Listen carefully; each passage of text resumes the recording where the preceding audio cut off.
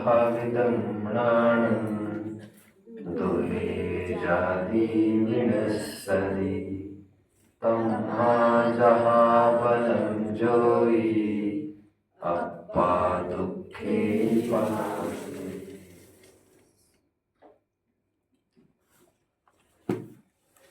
अनुकूलताओं के बीच में की गई धर्म साधना यथार्थ नहीं हुआ करती है। धर्मात्मा होने का भ्रम उस दिन टूट जाता है जब प्रतिकूलता की थोड़ी भी आंच लग जाती है। अतः ज्ञानियों को चाहिए वे प्रतिकूल माहौल में ही अपनी धर्म साधना को जन्म दे। प्रतिकूलताओं के बीच में उपजी हुई धर्म साधना किसी भी परिस्थिति में निष्प्राण नहीं होगी, ऐसी संभावना हम व्यक्त कर सकते हैं। ये मत कहो खुदा से कि मेरी मुश्किलें बड़ी है। मुश्किलों से कह दो मेरा खुदा बड़ा है। मोक्षार्थियों, हमारे सच्चे भगवान वे तो है ही नहीं जो वेदी में तुमने और हमने मिलकर विराजित किए हैं, बट हमारे भगवान वे भी नहीं है जो समोशरण के बीच में 34 अतिशयों के बीच में नभोमंडल में विराजमान है। भगवान कोई अद्भुत चीज है। आइए मैं आपको ऐसे भगवान के दर्शन कराता हूं जिस भगवान ने समोशरण में स्थित तथाकथित भगवान को भगवान रूप से निश्चित किया, निर्णित किया। आइए मैं आपसे उस भगवान से इंट्रोड्यूस कराता हूं जिसकी बदौलत वेदी में ये पाषाण और धातु के कुछ बिंब स्थापित हो पाए हैं, और वह भगवान और कोई नहीं है। वह भगवान तुम्हारे हमारे अंदर में उत्पन्न हुआ सम्यक ज्ञान है, वैराग्य की परिणति है। इसीलिए मैं कई जगह इस बात को कह चुका हूं, मेरा भगवान कहीं बाहर नहीं रहता। मेरो प्रभु नहीं दूर दिशंतर। मेरा भगवान, मेरा प्रभु मेरे से दूर नहीं होता। मैंने 2 बातें कही बच्चों। वेदी में विराजमान को मैं स्थापित भगवान कहता हूं, और समोशरण में विराजमान को मैं निश्चित भगवान कहता हूं। निश्चित मतलब भगवान के रूप में डिसाइडेड, बाय हूम, उस भगवान की मैं बात कर रहा हूं, और वो भगवान है मेरा सम्यक ज्ञान। भगवान वही होता है जो हमें दारुण दुख से उबार पाए, उठा पाए। A leader is a person who lifts others by rising, by himself rising higher. नेता वो होता है जो चलता भी है और चलने की राह भी दिखाता है। who knows the path, shows the path and walks the path. He is the leader. भगवान वे है जो हमें दुख उत्पन्न होते ही तुरंत पीस एंड सोलेस का सोर्स बताए, शांति का साधन बताए। और वह भगवान कौन है बच्चों? शाबाश शाबाश। यह परमामृत जन्म जरा मृत रोग निवारण, ज्ञान समान न आन जगत में। दौलत राम जी, ज्ञान समान न आन जगत में सुख को कारण, यह परमामृत जन्म जरा मृत रोग निवारण। इसीलिए मैं कहता हूं नॉलेज लिबरेट्स, सा विद्या या विमुक्त। Knowledge dominates, knowledge illuminates. सबसे अग्रभाग में खड़े रहने वाला हमारा सम्यक ज्ञान है। कब करना है, क्या करना है, कैसे करना है, कितना करना है, इन सब बातों का बराबर बराबर ज्ञान देने के लिए एक काउंसलर अंदर में बैठा है, एक सलाहकार अंदर में बैठा है, एक मंत्रिमंडल है अंदर में, और वो है तत्व विचार, आपका सम्यक ज्ञान। मोक्षार्थियों, और इसीलिए बिफोर स्टार्टिंग, इसीलिए आत्मख्यातिकार ने समय सार के समस्त अधिकारों के प्रारंभ में मंगलाचरण में जो एक कन्वेंशनल अप्रोच चलता आ रहा था, एक ट्रेडिशनल अप्रोच चलता आ रहा था कि कोई भी काम करने के पहले महावीर आदि को याद किया जाता था, उस मान्यता को तोड़ मरोड़ के रख दिया। और समय सार जैसे सुंदर ग्रंथ में आप पाएंगे कहीं भी 24 तीर्थंकरों में से किसी का नाम ही नहीं लिया गया है। और आत्मख्यातिकार तो हर एक अधिकार के मंगलाचरण में भगवान के रूप में किसे नमस्कार कर रहे हैं? सम्यक ज्ञान को नमस्कार कर रहे हैं। और टोडरमल जी ने उन्हीं को इमिटेट किया। मंगलमय मंगलकरण वीतराग विज्ञान, एंड कहते हैं ये है भगवान के मेकर, किंग मेकर। उसी को दौलत राम जी कहते हैं तीन भुवन में सार वीतराग विज्ञानता। कष्ट सहिष्णुता पर हमारी चर्चा चल रही है बच्चों। और मैंने अभी ये कहा, बाहर की स्थितियों को ओवरकम करना है, आपको उसको मात देना है, तो एबिलिटी सम्यक ज्ञान में है। पूर्व कक्षा मैंने इस पर खर्ची की थी कि प्रकृति हमसे, बोलो बच्चों, मेहनत मांगती है, मेहनत। मैंने ये कहा था मानव ही वह जाति प्रजाति है जो प्राप्त स्थिति परिस्थितियों का अतिक्रम कर सकते, चुनौती दे सकती है भाग्य को भी। और वो एबिलिटी और किसी में नहीं है। मैं पिछली बार कह रहा था इन बातों को। आज थोड़ा आगमिक परिवेश में से हम इस विषय को देखने की कोशिश करेंगे, और कुछ एग्जाम्पल्स भी मैं मेरे साथ ले आया हूं। हो सकता मैं उनको भी साझा आपसे कर सकूं। टू स्टार्ट विथ, आपके सामने तत्वार सूत्र ग्रंथ है, अधिकार 9वां है। उपयोग को फोकस्ड रखिए, क्योंकि मैं बहुत स्पीडीली आगे बढ़ूंगा। देखते हैं कौन मेरे साथ बढ़ पाता है। इस 90वें अधिकार का पहला सूत्र है आश्रव निरोध संवरः। क्योंकि इस 90वें अध्याय में संवर तत्व की चर्चा की जानी थी। पहला सूत्र आश्रव निरोध संवरः, आश्रव का निरोध करने वाला, not letting coming in, that is निरोध।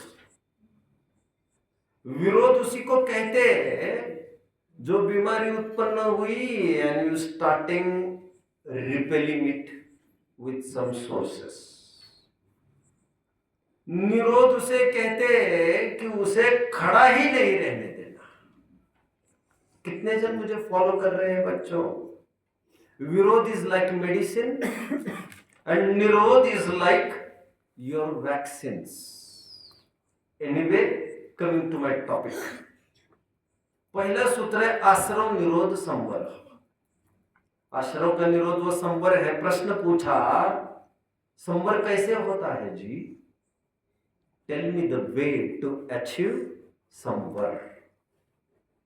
आचार्य देव तुरंत कहते हैं स गुप्ति समिति धर्म अनुप्रेक्षा परिचर्य चारित्र। ऐसा है सूत्र दूसरा। वहां पर बताया जा रहा है इन कारणों से संवर होता है। गुप्ति समिति धर्म अनुप्रेक्षा परिचर्य और चारित्र। सूत्र 3 तपश्च निर्जरा। ऐसा है तीसरा सूत्र। तपसा निर्जरा च। तपसा निर्जरा च का अर्थ यह होता है कि तप से निर्जरा भी होती है। शंकरकार ने टीकाओं में तुरंत खड़े रहकर एक प्रश्न राइज किया है। ऑब्जेक्शन माय लॉर्ड, जब आपने संवर के कारणों में धर्म गिनाया है और धर्म में उत्तम क्षमा मार्दव अर्जव शौच सत्य संयम के बाद तप को आप गिना चुके हैं, फिर भी आप ये कह रहे हो और तप को संवर का कारण कहकर आप ये भी कहे जा रहे हो कि तप से निर्जरा भी होती है। तप वह विशिष्ट प्रक्रिया है बच्चों जो बेहद कार्यकारी है। इसकी कार्यकारिता को देखकर एक सूत्र खर्चित किया स्पेशली और उत्तर देते हुए ये दे रहे हैं कि यह कोई दोष नहीं है, क्योंकि एक कारण से दो कार्य की सिद्धि होती देखने में आती है। शंकर ने शंका भी खड़ी की, तब से तो स्वर्ग आदि देवादि गति की प्राप्ति होती है, अब तो निर्जरा की बात कर रहे हैं। आचार्य देव ने अपने दिल पर पत्थर रखकर सामने वाले के अज्ञान का निर्मूलन करने के लिए मजबूरी में एक हथियार उठा ही लिया और वो कह रहे हैं ये कोई दोष नहीं है, क्योंकि एक कारण से दो कार्य का होना लोक में भी असंभव नहीं है। टीका पढ़ लेना चाहिए। अध्यात्म रोगियों को चाहिए वे आगम की विवक्षाओं को भी अच्छे से समझे। खैर, तप की तो खूब वाह वाह हो गई आज। वैसे तप में कौन कौन आता है बच्चों? अनशन, औमोदर्य, वृत्ति परिसंख्यान, रस परित्याग, विविक्त शय्यासन और काय क्लेश। बहिरंग तपों की मैं बात कर रहा हूं फिलहाल। अंतरंग तपों में भी विनय वैयावृत्य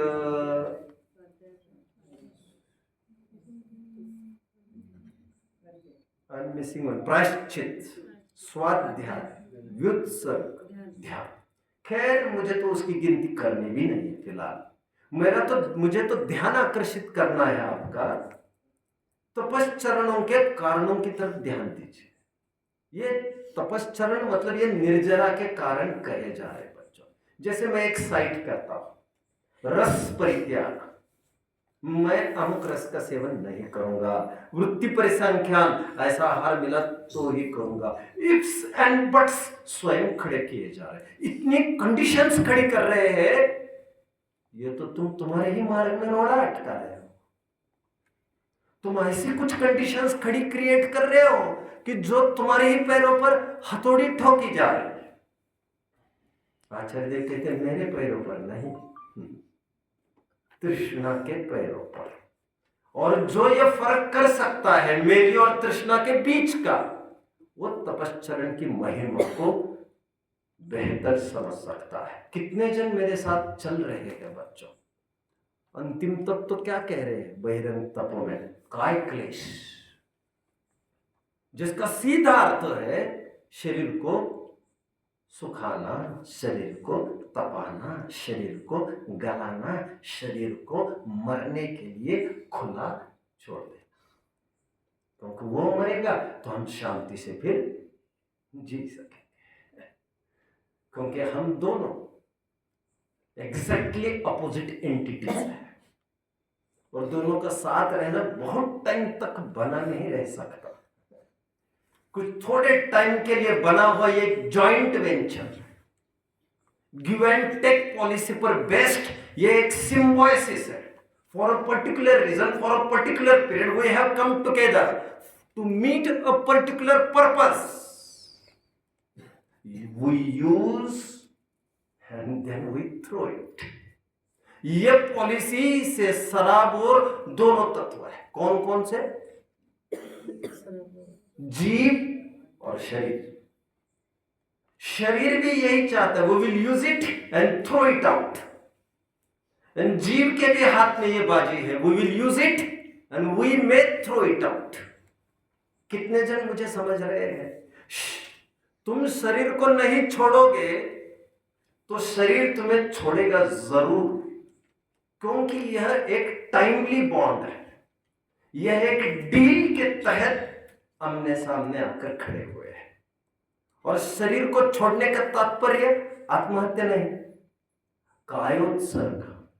कायोत्सर्ग का तात्पर्य एकत्व का त्याग। That is what we can do. इसलिए मुनिराज को कहा जाता है गात्र मात्र परिग्रह, जिनको देह मात्र ही परिग्रह रहा है। जो छोड़ सकते हैं उनको छोड़ दिया। अभी यह एक चीज ऐसी है जिसे वैसे छोड़ा नहीं जा सकता। एनीवे, कष्ट सहिष्णु बने। अष्टपाहुड़ में एक सुंदर प्रकरण चल रहा है बच्चों। रत्न कितने हैं? 3। कौन कौन से? शाबाश। श्रद्धा, ज्ञान, चरित्र। और रत्न तो संज्ञा तभी है जब ये सम्यक पने को प्राप्त होते हैं। शैले शैलेन माणिक्यम मौक्तिकम न गजे गजे। एनीवे, वहां पर एक सुंदर प्रकरण आया। आराधना कितनी है वैसे बच्चों? आराधना कितनी है? नहीं जानते ना आप लोग? रत्न 3 होते हैं, आराधनाएं 4 होती हैं। क्या कहा? आचार 5 होते हैं। ये तो आपको पता होंगे। आचार कौन कौन से 5 है बच्चों? हमने ये देखे हैं कभी, जब हमने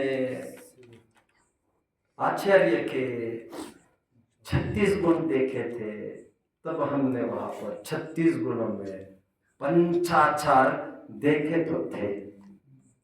और पंचाचार गिनाए गए थे: श्रद्धा, ज्ञान, चारित्र, तप और वीर्य। आराधनाएं 4 होती है बच्चों। आराधनाएं 4: श्रद्धा, ज्ञान, चारित्र और तप। एक सुंदर प्रकरण ने सहज ही मेरा ध्यान इस कदर आकर्षित किया है कि आज भी 15-20 साल पहले पढ़ा हुआ यह प्रकरण अभी भी जगह बनाए है मेरे दिल में। शंकाकार ने एक शंका पूछी कि जब चारित्र को बता ही दिया था आपने, तो तप को बताने का औचित्य क्या है? कारण क्या हो सकता है? सम्यक दर्शन, ज्ञान, चारित्र, मोक्ष मार्ग। Now what left? आपने तप को क्यों जोड़ना जरूरी समझा? आचार्य देव ये कह रहे हैं चरण चारित्र के होने में बहिरंग संसाधन जुटाता है। हेल्पिंग रीजन है चारित्र के लिए। एंड तब कहकर स्पेशली बहिरंग कष्ट सहिष्णुता की तरफ ध्यान आकर्षित कर रहे हैं। कितने जन मुझे फॉलो कर रहे हैं? मैं एक शब्द निरंतर रिपीट किए जा रहा हूं, वह है कष्ट सहिष्णु बने। और 1 घंटे पहले से करता रहा। व्हाट इज कष्ट सहिष्णु? बाय द वे, कष्ट तो हम सब समझते हैं। मैं आपको एक मार्के की बात बताता हूं। लोग जनरली ये बोलते हैं हम तो शारीरिक मेहनत कितनी भी कर सकते, कितनी भी, बट हमें चाहिए जरा तमीज से तो बात करें। This is what you have to overcome. बेवकूफ, शारीरिक मेहनत तो गधा भी करता है, तो गधे से बढ़कर तो कुछ भी नहीं कहलाएगा। तू मानव बना है, तू एक कदम कुछ और कर सकता है। और वो क्या मालूम तुम्हें? ये सहनशीलता तुम अंगीकार कर सकते हो। जो तुम बार बार ये कहते जा रहे हो कि मैं मेहनत कितनी भी कर सकता हूं, मैं कितनी भी कर सकता हूं, मैं यही बस बस बस बस बस जो मैं कल भी कह रहा था आप लोगों को, यह सहनशीलता हम में नहीं होगी, बड़ों के साथ कैसे अदब से बात करें। मैं इस चौखट को भी तोड़ देता हूं, चकनाचूर कर देता हूं। क्यों? क्योंकि लगभग लोग इतना ही समझते हैं हम बड़ों से अदब से बात करना चाहिए। लोग ये भूल जाते हैं छोटों से भी अदब से बात की जानी चाहिए। Try to set an example. क्या कहा? हम उदाहरण ही खड़ा नहीं कर पाए, हमारा दुर्भाग्य ये भी भारी रहा। और लोग सुनकर सीखना नहीं चाहते, वो देखकर सीखना चाहते हैं। नहीं तो YouTube पर भी तो पूरी स्कूल पढ़ जाता ना तुम्हारा बच्चा। इतनी तो अकल तुम भी रखते हो यार, और फिर हमें बोलते हो। तो उनको चाहिए फिगरेटिव आइकॉन। क्या चाहिए? आइकॉन मतलब वो आदर्श, उनको विजिबल आदर्श चाहिए जो आंखों से भी देख सके। और तुम खड़े नहीं रह पा रहे, आदर्श पर खड़े नहीं रह पा रहे। मैं ये कह रहा हूं जो केवल मेहनत ही कर सकता है शारीरिक, वो तो नौकर भी कर सकता है। चंद 1000 रुपए में खरीद कर तुम्हें हम प्रॉपर्टी सौंप रहे पूरी। तुम कोई 10,000 रुपए महीने के आदमी नहीं हो। देखो आप ढंग से बात करो तो तुम फिर नौकरी कर रहे हो। तुम सहिष्णु बनो, सहिष्णु। कष्ट सहिष्णु जब शब्द का प्रयोग कर रहा हूं, I am not just referring towards physical efforts, I am referring towards mental challenges. जो ईर्ष्या मत्सर आदि होता है और तुम कंट्रोल नहीं कर पाते, तुम तुम्हारे गुस्से को, स्पेशली ईगो को, एक्सपीरियंस्ड लोग ईगो को, अनएक्सपीरियंस्ड लोग क्रोध को, सब अपने अपने शिकार बने बैठे हैं। जिसके पास जो है उस हथियार से वो लड़ने को तैयार है। कितने जन मुझे फॉलो कर रहे हैं बच्चों? और आचार्य देव ये कह रहे हैं, ये जो पेनांस है, ये जो टॉलरेंस है, ये जो हार्डशिप्स है, 3 शब्दों का प्रयोग करो प्लीज। सोम, आप ये फिर से सुन लेना बाद में जाने के बाद, मुझे अलग से दिखा देना नोट्स पूरी। 3 शब्दों को मैं कल रिपीट 12 कर रहा था, आज भी कर रहा हूं। You should know to undergo penance, tolerance, hardships. हमारे यहां उपसर्ग और परिसरों का विधि विधान केवल इसीलिए है। 22 परिसरों में ऐसे परिसरों का भी वर्णन है, जैसे आक्रोश परिसर, कोई आ आकर चिल्लाएगा, गालियां देगा।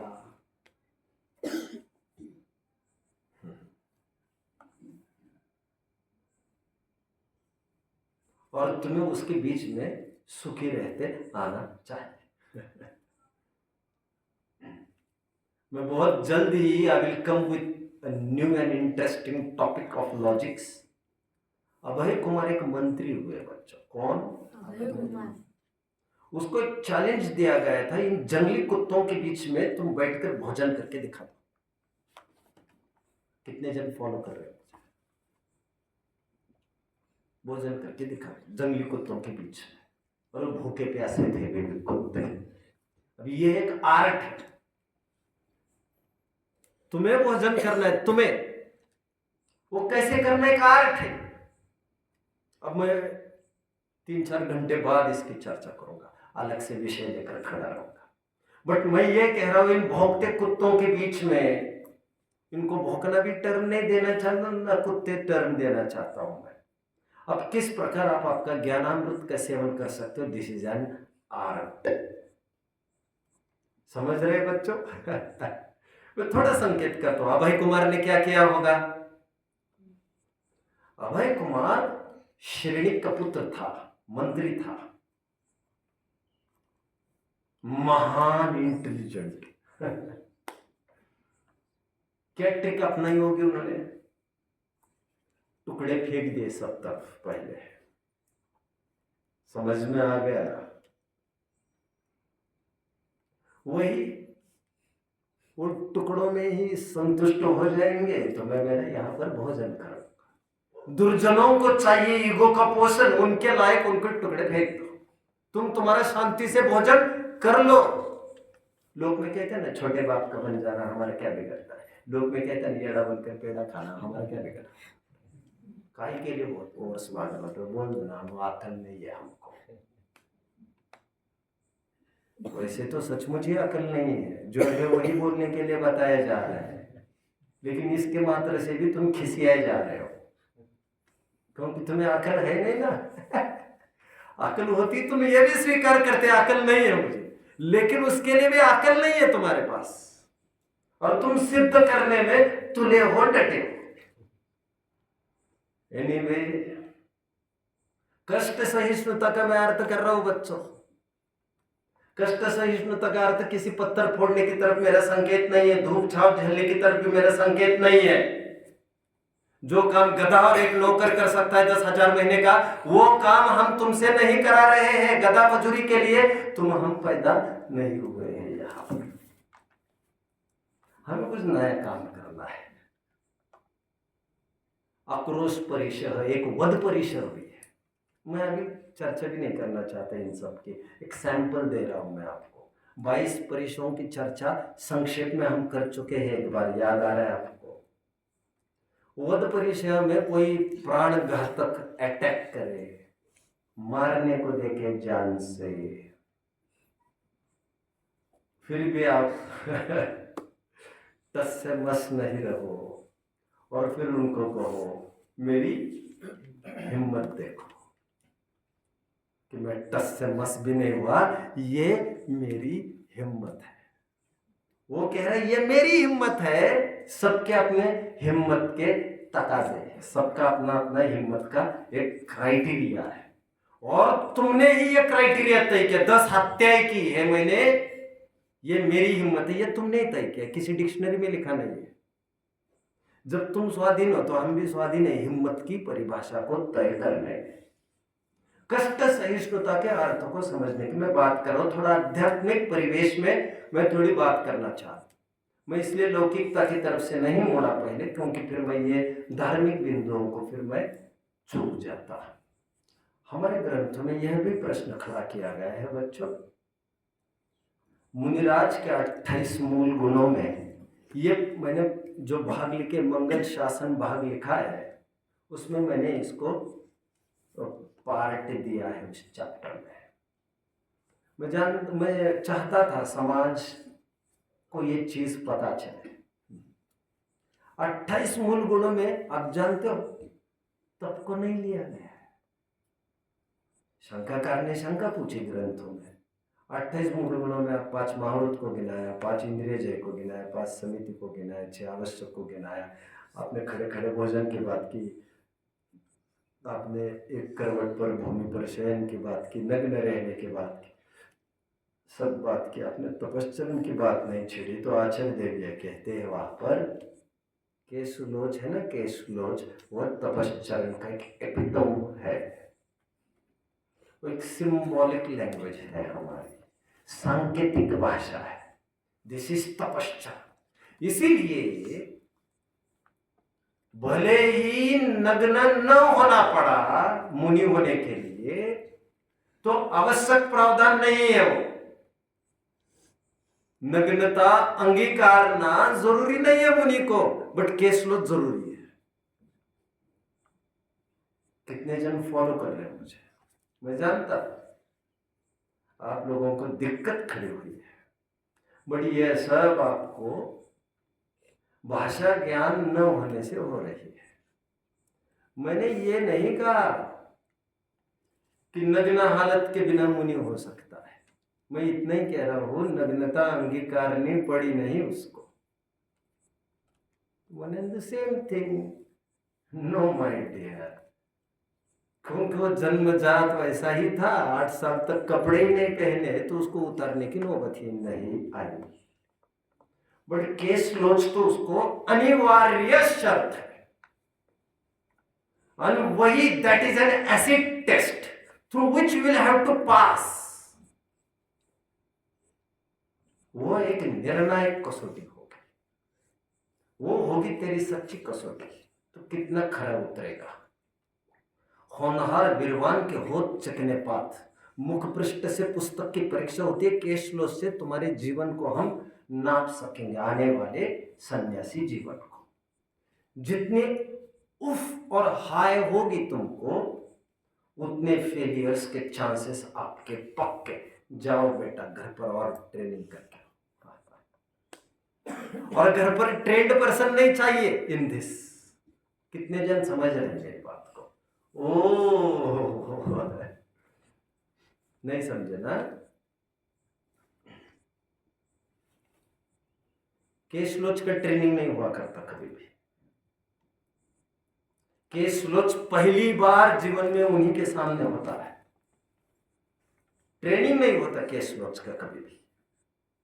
Let me try, let me try नहीं होता। ऐसा लिखा है, कुतूहल मात्र से, खेल मात्र से भी अंजुलि पुट में आहार लेना, खेड़े वियन काय पम। कुन आचार्य देव के शायद सूत्र पढ़ के शायद 17वीं गाथा होगी या 10वीं गाथा होगी, चेक इट आउट। वहां पर लिखा है खेल कुतूहल मात्र में भी केशलोच न करे, अंजुलि पुट में आहार न करे। नहीं, मैं ट्रेनिंग तो लू, अभी ट्रेनिंग तो लू वहां पर गड़बड़ तो नहीं हो जाएगी। सुन ले बेटा, गड़बड़ तो वहां होगी, अभी तो रुक जा, तुम्हारी परीक्षा हो चुकी है ऊपरी,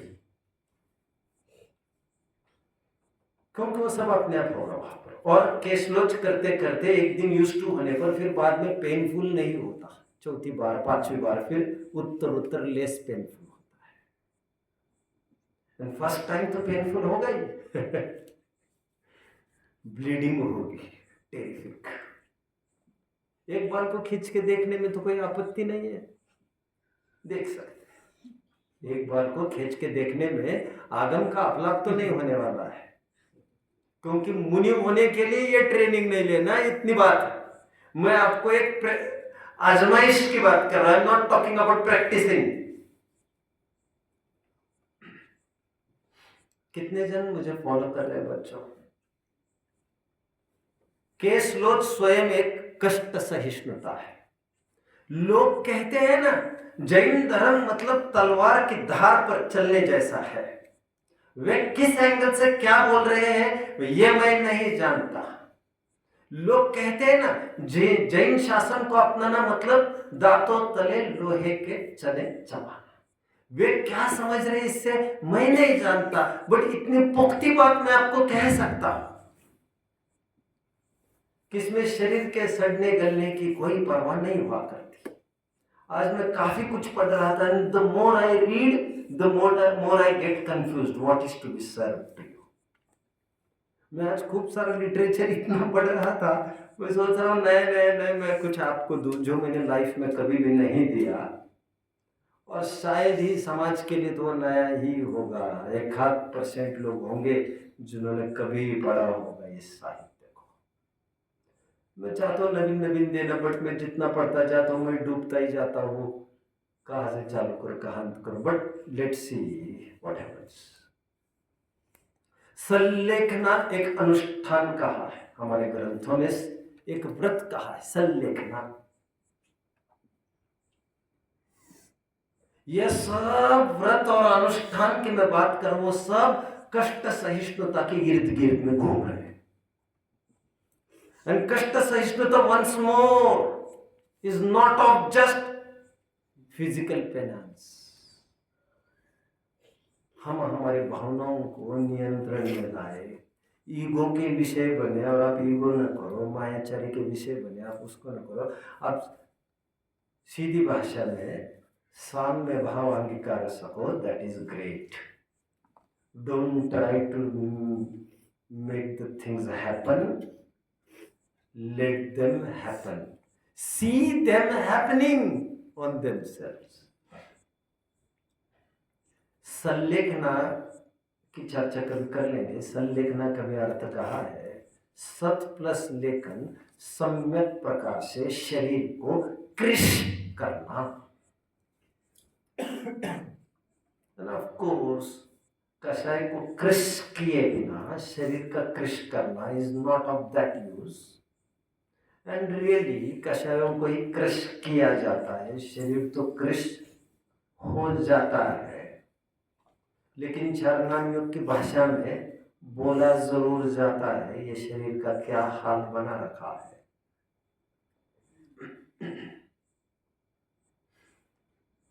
बोलिए। कृष का अर्थ क्या समझते हैं बच्चों? एक प्रसिद्ध शब्द है मराठी साहित्य का भी, कृष काय। कितने जन ने सुना? अरे ऐसा हो नहीं सकता कि आपके आंखों के नीचे से नहीं गया हो। कृष काय, जिसका शरीर कृष हो गया हो। समझ में आ गया? जो कसना शब्द है ना, कषाय कषाय, वो भी यही से इमर्ज हुआ है। समझ रहे हैं अभी? कषाय मतलब कृष होना, मतलब शरीर क्षीण होना, पीड़ित होना, म्लान होना, वीक होना। समझ में आ रहा है? जीर्ण होना, शीर्ण होना, क्या कहूं। ठीक है। सुमित्रा नंदन पंत, नाम सुना है आपने? अच्छा है। एक पोएट हुए हैं, साहित्यिक हुए हैं। 1900 में पैदा हुए, 1977 28 दिसंबर को चले गए। उनके बहुत सुंदर पोएम है बच्चों। उससे पहले मैं आपको एक फैक्ट का रूबरू आपसे कराता हूं। जितनी भी ऊंचाइयां किसी ने हासिल की है, वो ठेठ दलदल में पैदा हुए वालों को ही ये नसीब है। जिसने जितनी ठोकरें खाई, वो उतनी ऊंचाई को पेश होने के लिए, प्राप्त होने के लिए स्वयं को प्रस्तुत करता है। टेक एन एग्जाम्पल, तीर्थंकर। मेरी लोकल भाषा में तीर्थंकर के नाम माँ है ना बाप है? तीर्थंकर के ऐसा होता है क्या? फिर इसका अर्थ क्या समझेंगे आप लोग?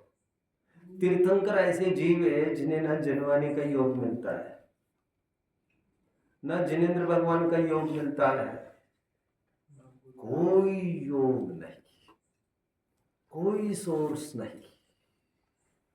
You alone you create the universe. कोई संसाधन नहीं। आप जानते होंगे तीर्थंकर के सामने ना कोई मंदिर भी होता है, ना कोई प्रतिमा के भी दर्शन होते हैं कभी जीवन में, ना कोई योग बनता है मुनि का, ना कोई मुनि के दर्शन का, ना किन्हीं जिन वचन का। 6 द्रव्य 7 तत्व भी कोई कहने वाला उनको होता नहीं। क्योंकि मैं फिर से इस बात को दोहराता हूं, जो दारुण अंधकार और दलदल में पैदा होता है, one who is ready to undergo all sorts of hardships, वही हकदार दावेदार है ऊंचाइयों को छूने का। तीर्थंकर के कोई योग है किसी प्रकार बच्चों, हाँ या ना? और वे क्रिएटर हो जाते हैं। अच्छा, गणधर कौन होते जानते हो बच्चों आप? खूब पढ़ाया होगा ना उनके माँ बाप ने, बचपन से संस्कार तो दिए होंगे ना। अच्छा, रात्रि भोजन के तो त्यागी होंगे ना बचपन से, गणधर बना रहे हम तुमको। यही तो बात है, यही तो गलत है। महापुरुषों के क्रिएटर दूसरे कोई हुआ नहीं करते, वे स्वयं ही उपजत होते हैं। मैं अभी टाइम मिलेगा तो बात शेयर करूंगा। एक टाइम आया था, लोग जानते होंगे, जब अमिताभ बच्चन ने 2000 में, उनका एक फेमस डायलॉग है अमिताभ बच्चन का, when the world outside is enjoying and ready to welcome a new century, when the nation was ready to receive the new century, when the world was ready, and on the other hand मैं disasters phase से गुजर रहा था। 2000 उनका एक ऐसा time है life का जब उनका ABCL फ्लॉप हुआ था। फिल्म फ्लॉप नहीं हुई थी बच्चों उनकी, क्या कहा था, क्या कहा? उनकी फिल्म इंडस्ट्री फ्लॉप हो गई थी और उनके ऊपर टैक्स के आदि के रोजाना घर नीलामी के, उनके सोफा सेट गाड़ी नीलामी के, उनके कपड़े के नीलामी के, अभी नौबत इतनी आई थी कि उनकी ही नीलामी ना हो जाए, यह हालतों से गुजर रहे थे। तो धीरूभाई अंबानी ने एक मीटिंग में उनको कहा था, धीरूभाई अंबानी नाम तो सुना होगा बच्चों, वे भी दलदल से खड़े हुए, पकौड़ी बेचने वाला आदमी। धीरूभाई अंबानी ने उनको कहा 10-20 जनों के सामने एक मीटिंग में, उनके घर के फंक्शन में, कि कर्जा तुम्हारा मैं पूरा माफ कर देता हूं। माफ कर देता हूं मतलब I will pay for you, what will have I to do for that? लोक में तो कुछ ना कुछ करना पड़ेगा उसके लिए।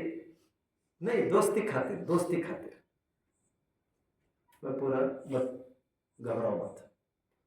उन्होंने कर्जा स्वीकार नहीं किया, कर्जा नहीं, वो तो वैसे ही दे रहे थे, कर्जा माफ हो जाएगा तुम्हारा, उन्होंने वो स्वीकार नहीं किया। उन्होंने कहा नहीं, मैं ही खड़ा रहूंगा, मैं कोशिश करूंगा। और फिर वे खड़े भी हो गए फिर से। अब वो आनंद कुछ और है उनके लाइफ का। उनकी फिल्में हुई होगी फ्लॉप, बट ये लाइव फिल्म चल रही है ना उनकी। तीर्थंकर के सामने कोई योग नहीं होता। गणधर भी कैसे होते देखिए बच्चों, गणधर कैसे रहते होंगे आपको क्या लग रहा है? रोज पाठ करते होंगे, किसी गुरुकुल में दाखिल होते होंगे, क्या क्या हालत होती होगी उनकी? अच्छा, जैन तो होते ही होंगे, जरूरत नहीं, पक्के में मिथ्या दृष्टि ही होते हैं, सम्यक दृष्टि कोई भी नहीं होता। रूल रूल रूल, मिथ्यात्व हालत में ही आते हैं समोशरण में, अपने दम पर खड़े होते हैं। शला का पुरुष जितने भी हुए होते हैं, 63 शला का पुरुष, वे पूर्व भाव में कभी मुनि साधना किए वाले ही होते।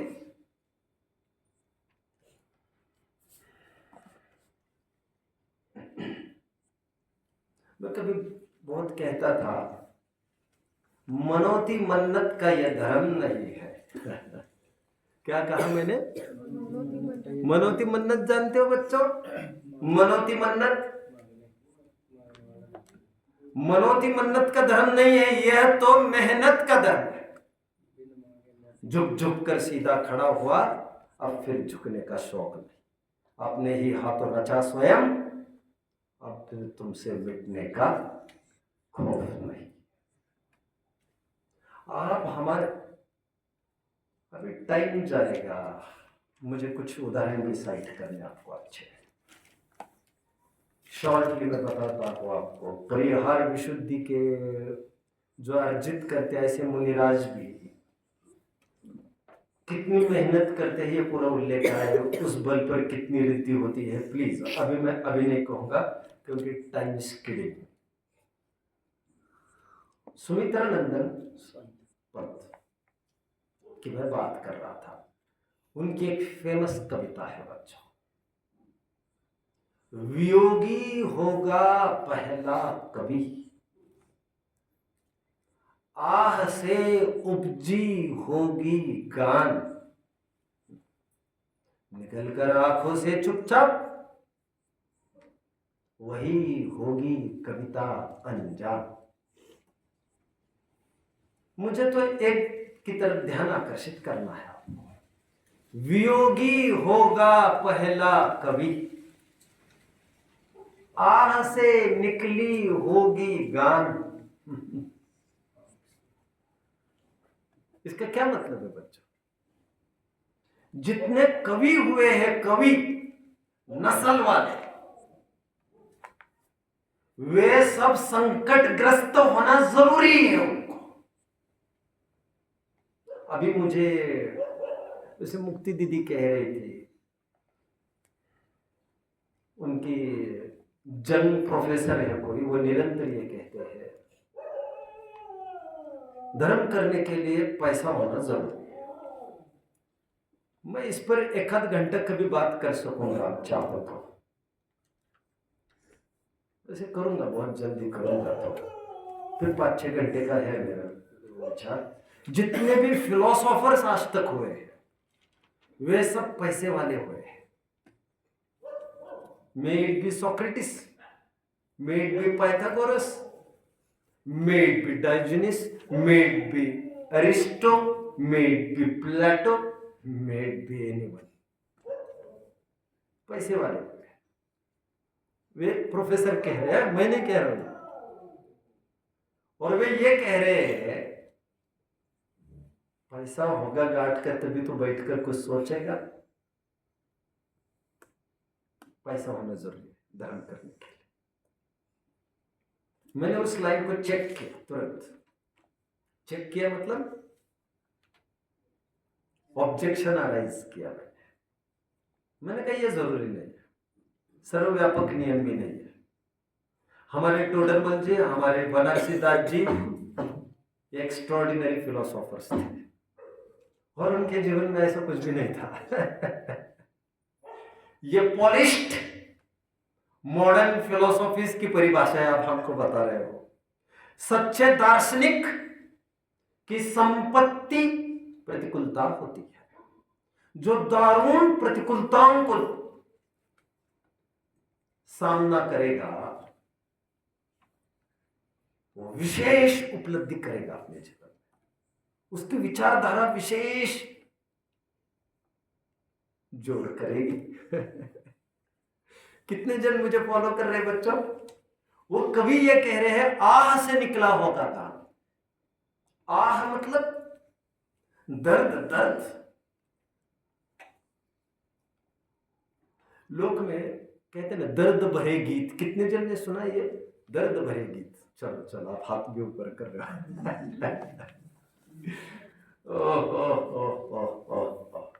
वो दर्द तो एक पर्टिकुलर दर्द है उनको, प्यार मोहब्बत का, मैं उसकी बात नहीं कर रहा हूं। दर्द तो कई तरीके के, यहां पर खाने को दाने दाने को मोहताज है,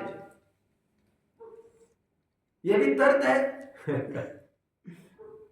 जो दारुण परिस्थितियों से गुजरता होगा वो सच्चा फिलोसोफर बन सकता है। आह से वियोगी होगा पहला कवि। जिसको वियोग हुआ होगा, धन का, संपत्ति का, स्वास्थ्य का, मां का, बाप का, पत्नी का भी हो सकता है, लड़के का हो सकता है, लड़की का हो सकता है। उसके बाद वो अपना जीवन कविता में लगा देता है, और जो कविता उभर आती है फिर उसके जीवन में, वो कुछ विशेष रंगत वाली होती है, क्योंकि हर जगह एक टॉनिक वर्क करता है, दैट इज वैराग्य। कितने जन समझ रहे हैं मेरी बात को? आह से निकला होगा गान। आह होना जरूरी है। आह मतलब बोल मत कोई, दर्द दर्द, हार्डशिप, पेनांस, कष्ट कष्ट, दिक्कत, परेशानी होना जरूरी। मैं रिपीट नहीं करना चाहता फिर से वही बातों को।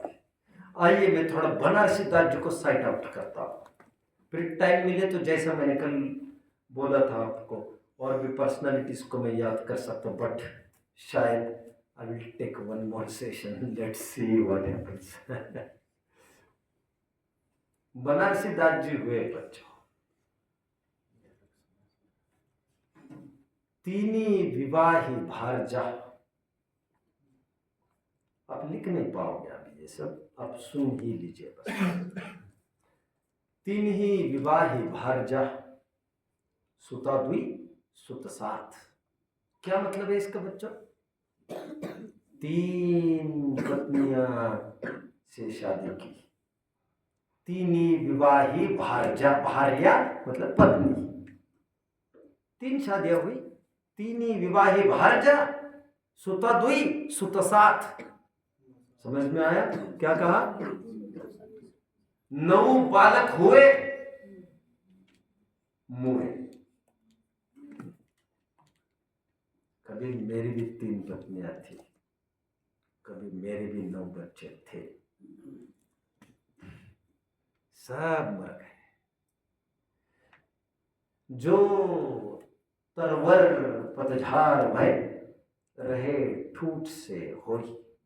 कितने जन समझ रहे? जैसे पतझड़ का मौसम आता है, बाहर एक पेड़ है, देख लेना दिन में, मैं रोज देखता हूं उसको। जैसे पतझड़ होने के बाद जैसे पेड़ की हालत होती, ठूठ रह जाता है, ऐसी मेरी हालत हुई। कौन कह रही है? See the darker side of his life, Banarasi Das ji. नानी मरण, सुता जन्म, पुत्र उधव आगम। ये 3 ही कारज एक ही दिन भय, एक ही भौन। एक ही दिन मेरी नानी मर गई, मुझे बहन पैदा हुई, और उसी दिन मेरी शादी हुई। सूतक मनाओ कि पातक मनाओ? नानी मरण, सुता जन्म, पुत्र वधऊ आगम। ये 3 ही कारज एक ही दिन भय, एक ही भौन। यह संसार विडंबना देखी, प्रगट दुख खेत, चतुर चित्त त्यागी भय, मूर्ख नहीं जानही भेद। And that mood him. कितने जन समझ रहे हैं? जितनी प्रतिकूलताएं सामने आई, लोग में कहते उतनी होशियारी बढ़ी, उतना अनुभव बढ़ा। अरे अनुभव शब्द का अर्थ ही ये होता है जिसने उतार चढ़ाव देखे। अनुभवी वही है। बनारसी दास जी पर क्या हालत बीती है, देखे उनका last phase of his life. भयो बनारसी दास तनु, कुष्ठ रूप सर्वंग। क्या कहा? बनारसी दास जी को बड़ा खतरनाक रोग हो गया, कोढ़ हो गया। भयो बनारसी दास तनु, कुष्ठ रूप सर्वंग। हाड़ हाड़ उपजी व्यथा, केस रोम भुवभंग, अगणित विस्फोटक भय। आप समझ रहे हैं बच्चों? हस्त चरण चौरंग, सब जगह जख्मे जख्मे, मतलब जिसे आजकल हम बेडसोल वगैरह जो भी कुछ कहते हैं, सब जगह सड़ने लग गया शरीर, धीरे धीरे धीरे धीरे बेड रिडन हो गए सालों के लिए। कोई नर साला ससुर, क्या आगे क्या लिखते हैं, निकट कोई आता नहीं था, कोई साला ससुर भी पास में आया नहीं, और सेवा करने वाले वे ही दो रहे। लोग तो मुझे देखकर नाक घुस सिकुड़ते थे, कमरे में भी प्रवेश नहीं करते थे, मेरी हालत इतनी खराब हो गई। वैराग्य के लिए इंपॉर्टेंट इंग्रेडिएंट है एडवर्सिटीज, प्रतिकूलता है। तुकाराम महाराज हुए, उनकी एक फेमस लाइन शायद मैंने कई दफे बोली भी होगी, प्रतिकूलता देगा देवा। हे भगवान, मुझे प्रतिकूलताएं बरसाओ तुम, बस मैं इतनी ही प्रार्थना करता हूं। कौन होगा? ओहो, मना सिद्धार्थ जी ही कहते हैं, साता की सहेली अकेली उदासीनता। जिसके जीवन में अनुकूलताएं ही अनुकूलताएं है, वो ना ही विरक्त हो सकता है, ना ही जीवन को समझ भी सकता है। जैसे भोजन में खट्टे के साथ मीठा चाहिए, मीठे के साथ तीखा भी थोड़ा अच्छा होता है भोजन। मैं उलझना नहीं चाहता भोजन की बातें कहने में, क्योंकि मुझे भोजन में रस भी नहीं है कुछ। बट ये बात पक्की, प्रतिकूलताओं बिना जीवन होता भी नहीं है। शारीरिक रोग भी जरूरी है। मैं कल एक छंद नहीं कह पा रहा था, धीरज धर्म मित्र और नारी आपद काल परखिए चारे। हम कहां खड़े हैं ये परिस्थितियां ही तो तय करेंगी। प्रतिकूलताएं नहीं आती तो मुझे काश पता न चलता मैं कहां खड़ा। हमारा प्रोग्रेस रिपोर्ट तैयार करने में इन प्रतिकूलताओं का बड़ा योगदान है।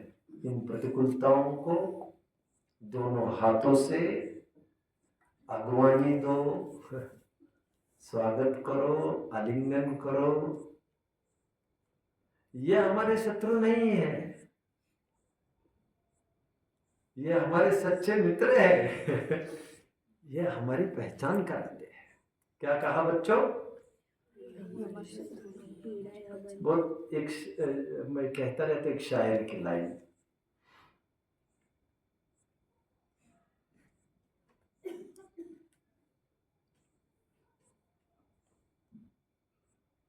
मेरे ये दोस्त गद्दार क्या हो गए।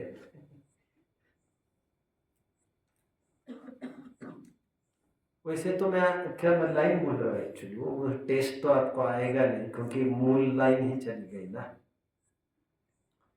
वैसे तो मैं अंधा था, बट मुझे ऐसे धोखेबाज दोस्त मिले तो मेरी आंखें खुल गई। बहुत सुंदर लाइन से वो तो। मैं तो आपको आशय बता रहा हूं, कम वक्त ये दोस्त क्या मिल गए, मेरा तो अंधापन ही चला गया। ऐसा कुछ लाइन से वो देखनी पड़ेगी।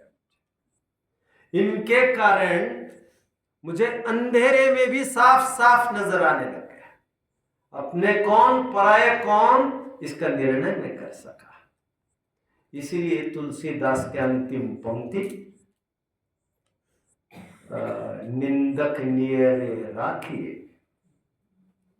अंगन कुटी छपाए, बिन पानी बिन साबुन निर्मल करे स्वभाव।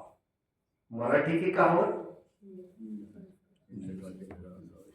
दुर्जनाचे निंदकाचे घर असावे शेजारी।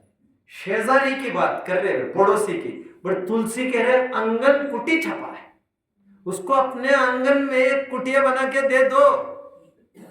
क्या करना पड़ेगा मुझे इसके लिए? कुछ नहीं, मेरी कमियां निकालते जाओ। हार्डशिप्स कष्ट सहिष्णुता का अर्थ मैंने आध्यात्मिक रूप से लेने का विचार बनाया आज. I was taking in the other manner yesterday and I may take one more session. कल का भी I may need, I will think. देखते क्या होता है. कष्ट सहिष्णु बने और हमारा जीवन बनाए. Just don't go through your life. Try to grow through your life. Om Namah.